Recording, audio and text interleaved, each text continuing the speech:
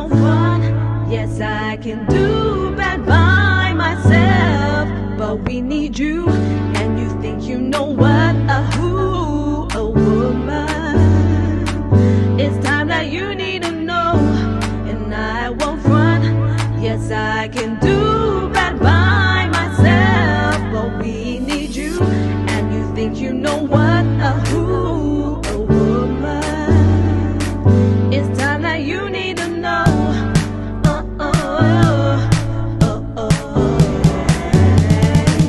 It's time that you need to know. I won't run. Yes, I can do bad by myself, but we need you. And you think you know what? A woman. It's time that you need to know, and I won't run. Yes, I can do bad by myself, but we need you. And you think you know what? A woman. It's time that you need to know.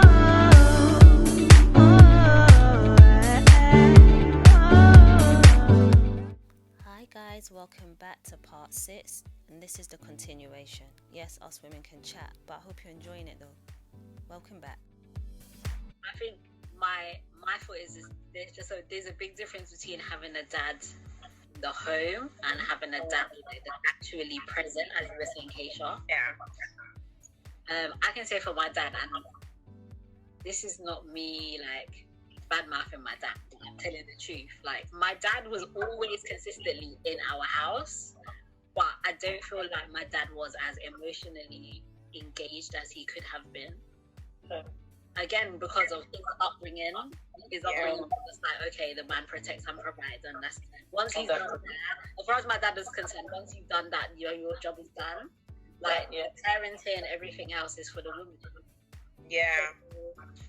My dad was never really like as engaged with us as he could have been, and I think it's had a big effect on me. But I guess somewhere deep down, I guess I am kind of a daddy girl. But like we had our moments together. We had our times of like in each other's company. But I think sometimes I feel sad when I see other dads and daughters together. Yeah. I'm like, I kind of wish that always me, my mum and my 2 sisters and my dad.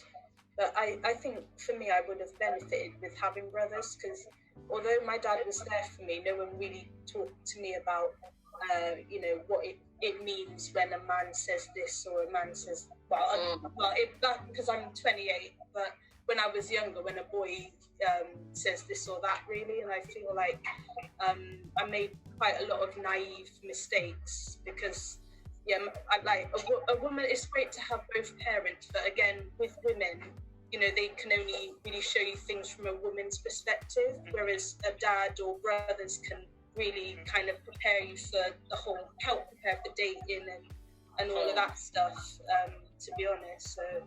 And also, they can also read that man when they see and they're like, I don't like him. Nah. Because of this and this. He's like a humble. He looks like he's going to take money from you. He like a thief. He like a cheater. Yeah. He looks stink. No, not him. Not him. I don't like him. Not for you. Yeah. Oh boy, this is bringing some memories, boy.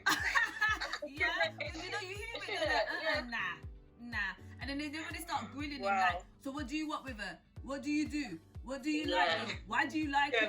What? I think that's the point. I think that's a very important point, though, as young women too. And like I said, growing up in church and not being able to navigate the dating scene, I do love my brothers for that. My brothers would definitely be very vocal and instrumental. Like when a guy tried to talk to me a certain way, I knew I didn't have to waste time. I'd be like, speed out, like, I got a situation.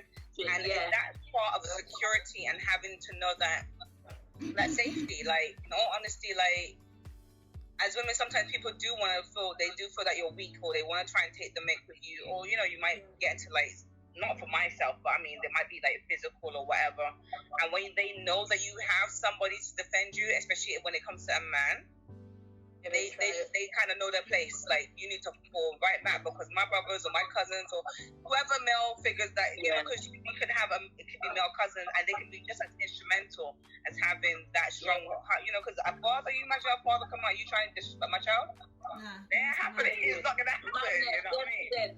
Yeah, true.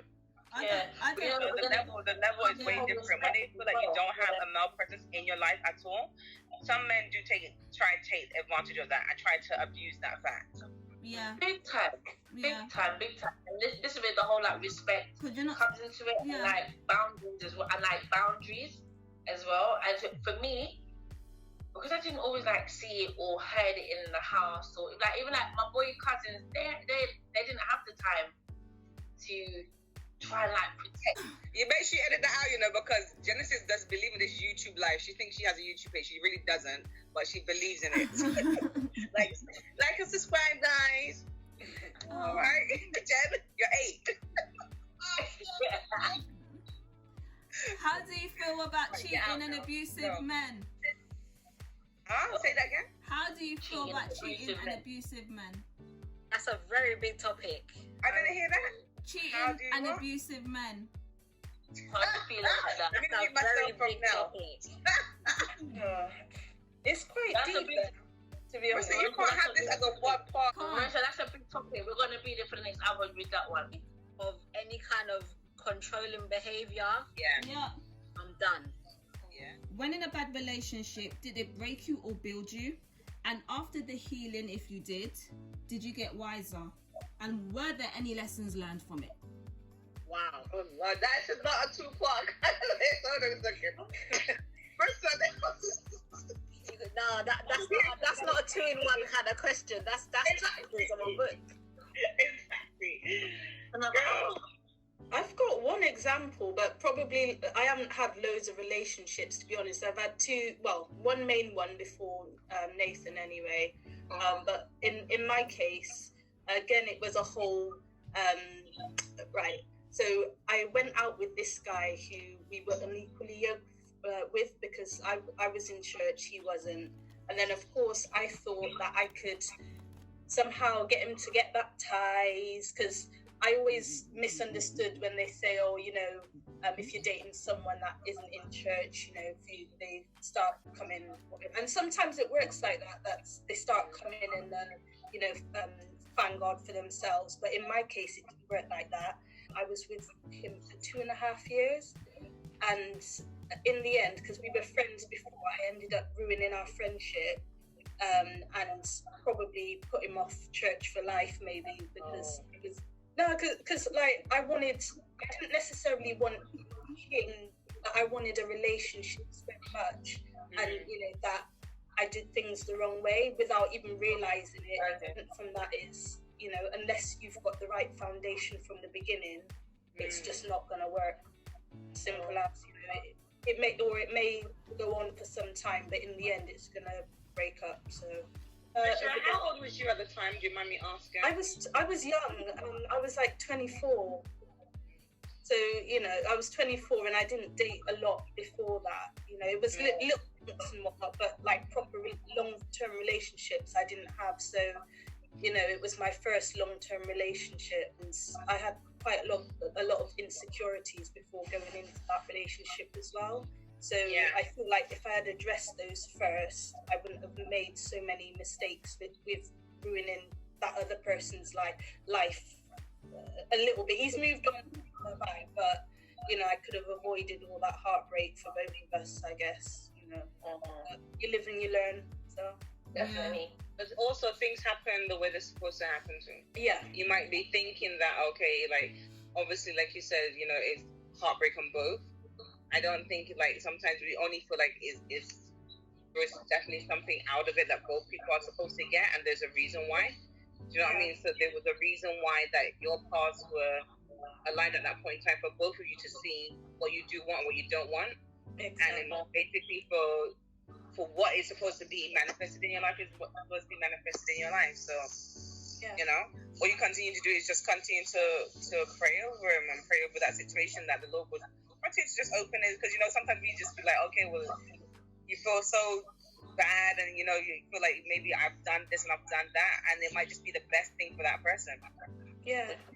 It could have been the most thing that would really open their eyes to really who they are, where they want to be, how they want to grow. Because although I've got over it, but every so often, like when you have regrets, but I've got regrets, but I wouldn't change it because I wouldn't have made the right choices if it weren't for that relationship. So, it's people tend to move on, and it's like I think sometimes we tend to hold ourselves accountable for so much that they may have forgiven us a long time and we don't forgive ourselves. We tend to be the biggest critic and the biggest, sometimes we're very mean to ourselves, we don't let ourselves off the hook very easily. But I'm sure that there was, even though it might have been hard, there has to be good memories within the relationship and within the friendship. And I don't know you well enough to say, but like your personality and your aura, I can't see somebody be like, well, she ruined my life. Like you just seem like you have a really open heart and a really kind spirit. So I'm sure like he's doing all right. You know what I mean? Yeah, he's with someone else though. He got with someone else about 2 months after. I didn't. I just wanted to focus on me. So he's good. It's hard when you feel like at the time. Especially if you were friends with someone before and things like that, and it's like, oh, it's not nice, but But also, not everything is meant to last. Not every friendship, not every relationship, everything has a season sometimes. So not everything. Yeah. And I think when we start to acknowledge even that aspect of it, like I said, my aspect is way different because my situation is different now. But I've gone through the crying phase, like my cousin will tell you, and it's like, the heartache, and, even recognizing that I have, hurt. I've hurt this person as well, not intentionally, but you end up sometimes hurting the people that you love, and having to acknowledge that sometimes, your actions don't have it don't come off the way that you really intended it to come off, and it might have an adverse effect.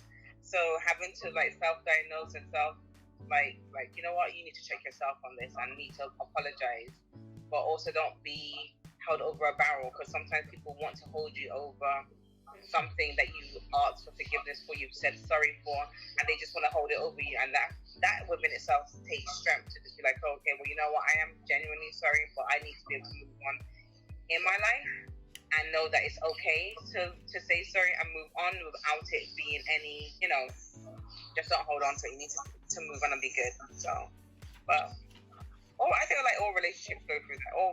Not all, but for the majority of part, some people, you're gonna get hurt. Like, it doesn't matter if it's a man or woman. It doesn't matter if it's family. It doesn't matter if it's friends. Relationships on a whole, you don't come out unscathed because it's life. You know what I mean? Oh, it got a little personal in it, but it's going to get a little bit more personal. So stay tuned for part 7, The Number of Perfection. Thank you for watching. I am Mimi.